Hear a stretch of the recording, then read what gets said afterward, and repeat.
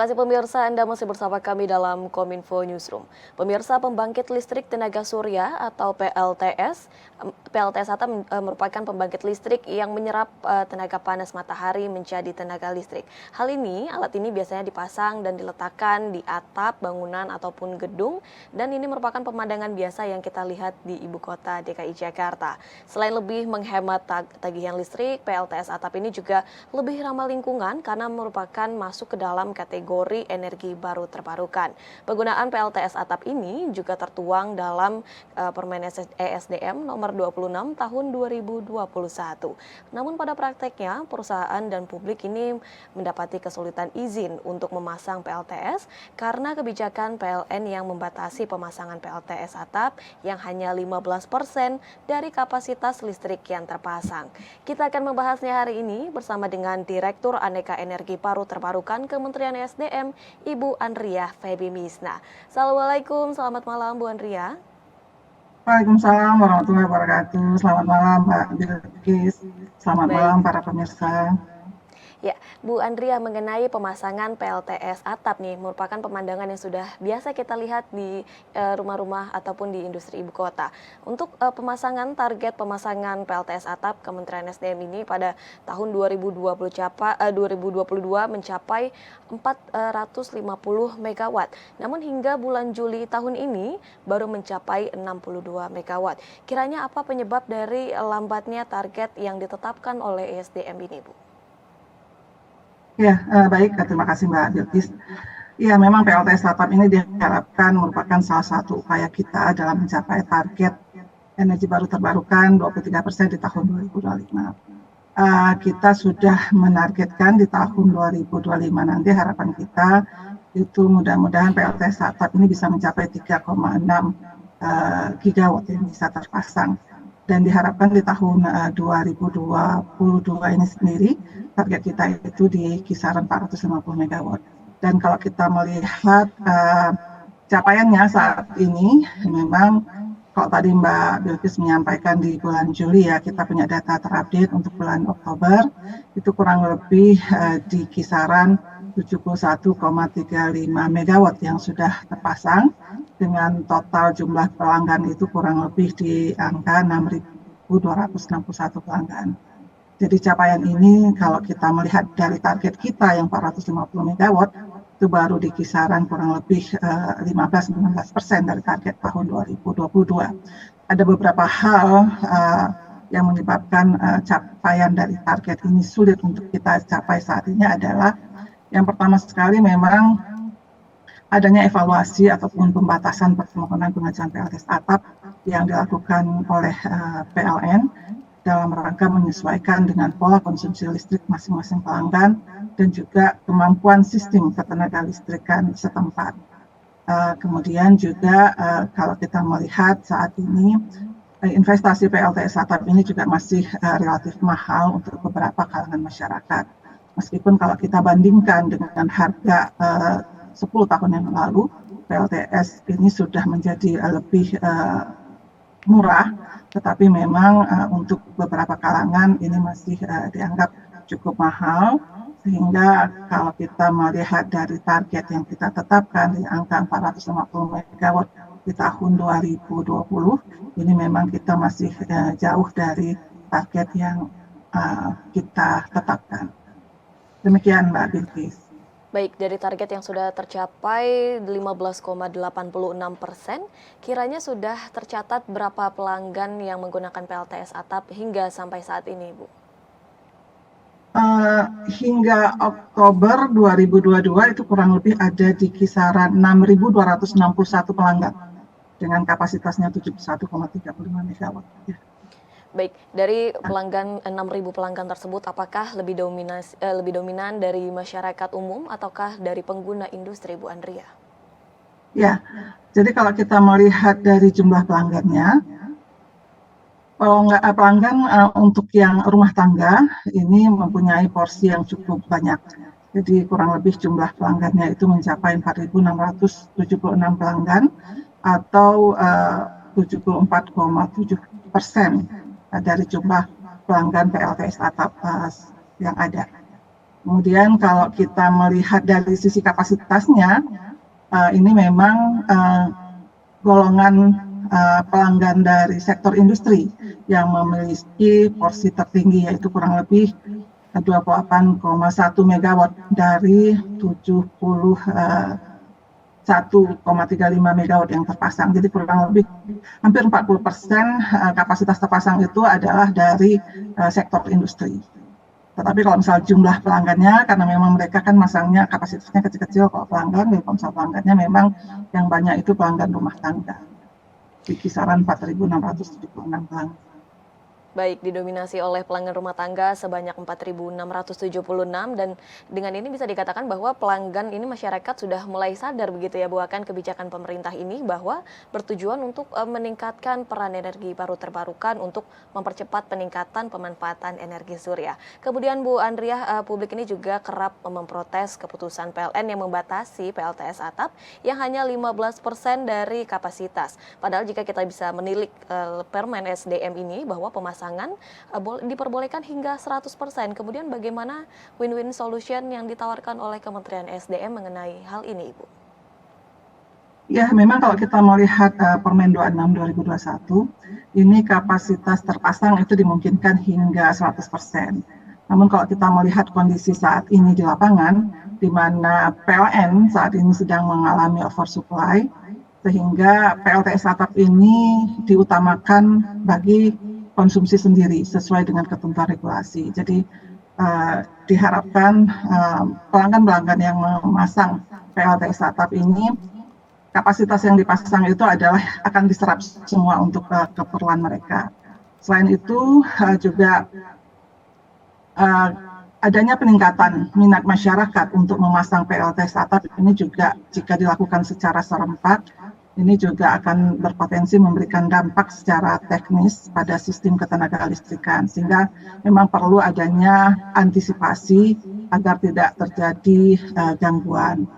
Nah, sebagai upaya untuk win-win solution, saat ini kami dari Kementerian SDM bersama dengan PLN telah melakukan finalisasi petunjuk teknis. Jadi kita akan menyiapkan petunjuk teknis dan sekarang tahapannya sudah di tahap final. Petunjuk teknis ini diharapkan nantinya akan ditetapkan dalam keputusan Menteri SDM sebagai petunjuk teknis dari pelaksanaan Permen SDM nomor 26 tahun 2021. Nah, dengan demikian pembatasan yang dilakukan ini akan lebih terukur sesuai dengan pola konsumsi dari masing-masing pelanggan. Nah, petunjuk teknis ini juga diharapkan nantinya bisa menjadi pegangan bagi para pelanggan maupun PLN agar implementasi dari PLTS atap ini bisa berjalan secara baik dan kemudian secara teknis juga tidak berdampak kepada keandalan sistem ketenagalistrikan. Dan kita harapkan juga nanti adanya keseragaman prosedur di seluruh wilayah sehingga memudahkan bagi para pelanggan yang ingin memasang PLTS atap. Baik, saat ini Kementerian SDM tengah menyiapkan petunjuk teknis atau juknis yang sudah mencapai tahap akhir dan diharapkan ini dapat menjadi pegangan bagi para pelanggan juga agar implementasi ini dapat berjalan dengan baik. Bu Andrea, jika pelanggan atau masyarakat ingin memasang PLTS atap, berapa lama proses mulai dari perizinan hingga sampai tahap pemasangan PLTS atap ini bisa dilakukan? Ya, kalau kita mengacu kepada Permen SDM nomor 26 tahun 2021, ini kita sudah mengatur batas waktunya. Jadi kalau kita melihat proses permohonan pelanggan, kalau di dalam Permen, itu paling lama 12 hari kerja setelah dokumen-dokumen persyaratan itu dilengkapi oleh pelanggan ya. Kemudian untuk penyediaan KWH meter eksimnya, itu paling lama 15 hari kerja setelah dokumen SLO diterima oleh pemegang IPTLU. Kemudian selain ketentuan tersebut, waktu yang diperlukan ini juga akan bervariasi, Mbak, sesuai dengan kemampuan dari IPC-nya sendiri dalam melaksanakan pembangunan dan pemasangan PLTS atap, kemudian juga memproses perizinan ataupun pelaporan, serta juga memproses SLO, kemudian juga ketentuan wajib SLO-nya. Tapi secara umum, jadi ini kurang lebih 12 hari tambah 15 hari, jadi mungkin kurang lebih di kisaran 1 bulanan lah ya. Kemudian kalau ditambah konstruksi mungkin juga kita akan melihat kalau misal tidak tempatnya itu juga mudah, atapnya juga sudah siap. Nah ini tentunya tidak membutuhkan waktu yang lama. Paling tidak 1,5 bulan, 2 bulan, mudah-mudahan sudah bisa selesai. Baik, dengan demikian waktu pemasangan untuk PLTS atap ini bervariasi, kemudian secara admin ini dapat dikatakan bahwa pemohon dapat menyediakan, dapat menyerahkan identitas pelanggan, NIK, kemudian juga tadi terdapat alamat, NPWP, namun secara teknis ini bahwa nantinya pelanggan ini akan mengajukan kepada pemegang izin usaha penyedia listrik, begitu ya Bu? Ya, benar. Baik, dan informasi selengkap ini dapat dilihat di esdm.go.id bagi Anda pemirsa yang ingin melakukan pemasangan PLTS atap. Dan Bu Andriah, mengenai polemik ini juga bagaimana kemudian Kementerian SDM ini memastikan bahwa komitmen zero carbon di 2060 ini dapat tercapai. Seperti apa? Ya, untuk menuju net zero emission kita akan akan mengembangkan seluruh potensi energi terbarukan yang kita punya dan juga mengembangkan energi-energi baru yang mungkin saat ini belum kita kembangkan ya, seperti hidrogen dan kemudian juga baterai segala macam itu akan kita dorong. Jadi tidak hanya surya juga akan berbagai jenis energi surya kita dorong, tidak hanya surya atap, tetapi juga nanti yang terapung, kemudian energi surya skala besar. Kemudian untuk yang menuju net zero emission sendiri, ini kita ada beberapa strategi memang yang akan kita lakukan, yaitu yang pertama sekali kita selain untuk mengembangkan energi terbarukan dan energi baru secara masif, kita juga akan melakukan upaya untuk phase down pembangkit yang berbasis batu bara. Kemudian kita juga akan mendorong pemanfaatan teknologi yang lebih efisien. Kemudian juga melakukan upaya switching dari kendaraan yang berbasis bahan BBM menjadi menggunakan listrik.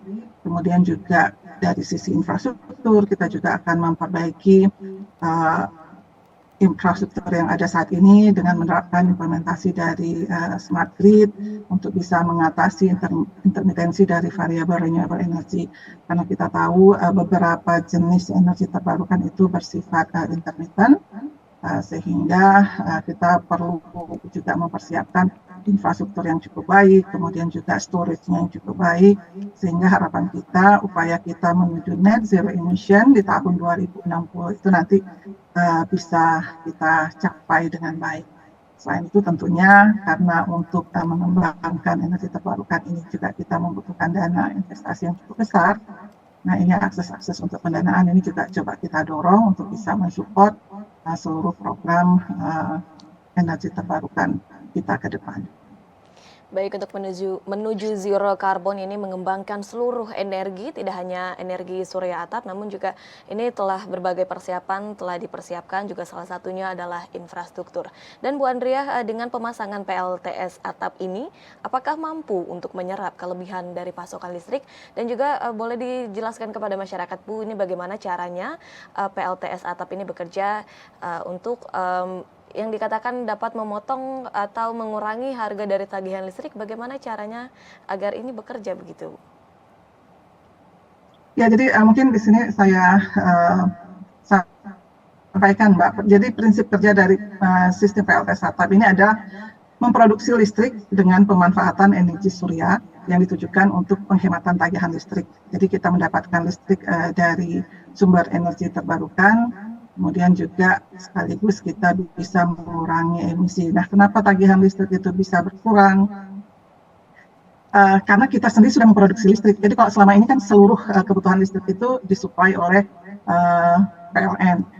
Nah, dengan kita memasang PLTS atap, berarti kan kita sebagian sudah memproduksi sendiri yang kemudian nanti kita bisa kita gunakan sendiri di siang hari dengan sendirinya.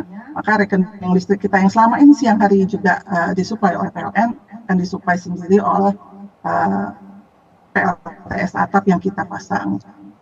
Kemudian kalau kita melihat tadi yang disebutkan apakah PLTS atap ini bisa menyerap kelebihan pasokan listrik, sebenarnya PLTS atap ini tidak menyerap pasokan listrik yang ada, tetapi sebaliknya ya, malah memproduksi listrik yang kemudian bisa dimanfaatkan sendiri oleh pelanggan. Demikian mungkin ya, Mbak.